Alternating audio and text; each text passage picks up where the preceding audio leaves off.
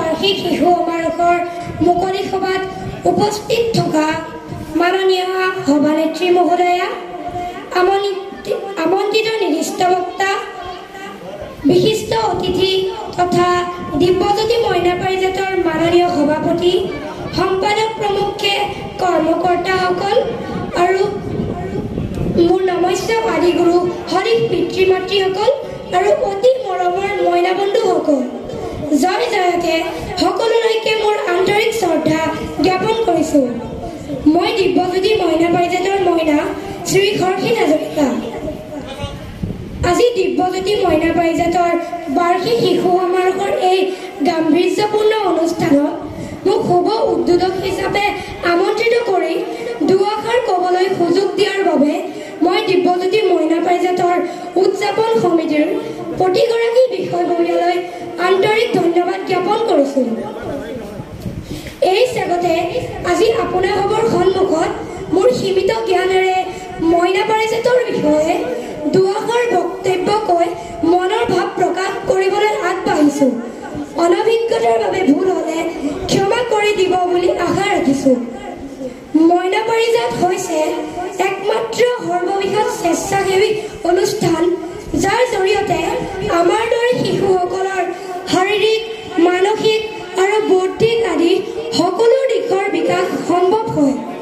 মইনা পাৰিজাতে আমাৰ দৰে শিশুসকলৰ পূৰ্ণাংগ ৰূপ পাবৰ বাবে যি শিক্ষাদান দিয়া হয়, সেই শিক্ষাৰ মূল্য অপৰিসীম। বিদ্যালয়ে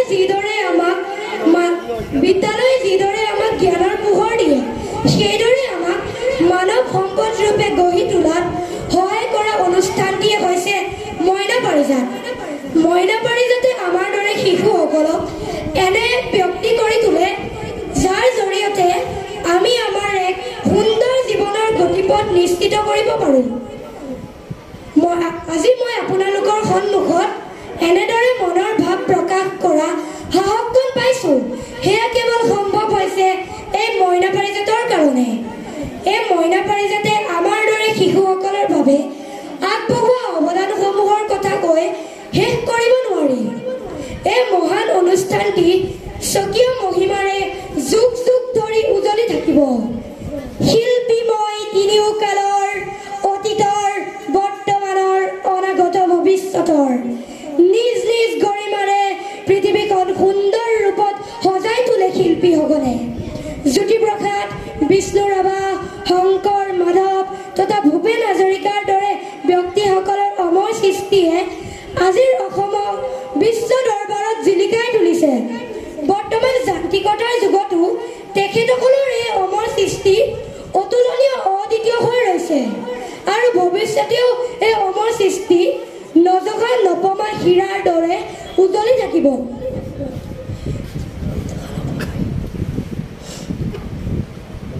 আমি আমাৰ শিপা মনত ৰাখিব লাগিব আৰু তেখেতসকলৰ এই